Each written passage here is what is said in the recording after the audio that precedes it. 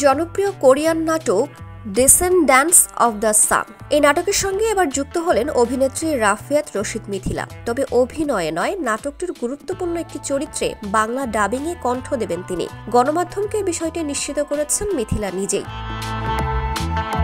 জানান, কাজটি করার ব্যাপারে তিনি সম্মতি দিয়েছেন। বর্তমানে বিদেশে আছেন, দেশে ফিরেই কাজ শুরু করবেন।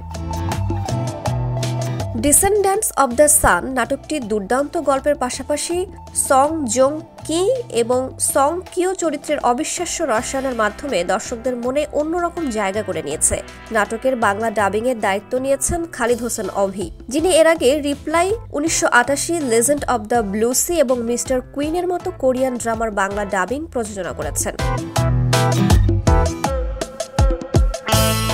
সিরিজের দ্বিতীয় প্রধান চরিত্র ডক্টর ইউন মিয়ুং জু চরিত্রে বাচিক অভিনয় করবেন মিথিলা। এক ফেসবুক স্ট্যাটাসেও বিষয়টি নিশ্চিত করেছেন অভি। তিনি জানান, রাফিয়াত রশিদ মিথিলা ডটসের সাথে রয়েছেন। তিনি ডিসেন্ড্যান্টস অব দ্য সানের বহুল প্রত্যাশিত বাংলা ডাবে উগ্র এবং শক্তিশালী ডক্টর ইউন মিয়ুং জু চরিত্রে কণ্ঠ দেবেন। মূলত আন্তর্জাতিকভাবে স্বীকৃত দক্ষিণ কোরিয়ার অভিনেত্রী কিম জি ওয়ান দ্বারা চিত্রিত হয়েছে।